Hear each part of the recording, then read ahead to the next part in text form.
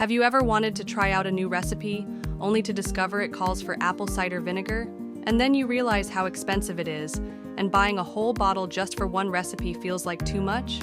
Don't worry, I've got you covered.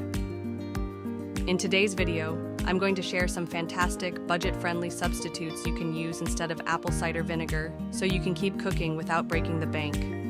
First, you can use lemon juice. It's tangy and acidic, making it perfect for dressings, marinades, and even baking. Next, white vinegar is an easy alternative. It has a sharp, clean acidity that works well in most recipes where you'd normally use apple cider vinegar. Or try orange juice. It offers a slightly sweeter citrusy acidity, which works well in dressings, marinades, or even baking.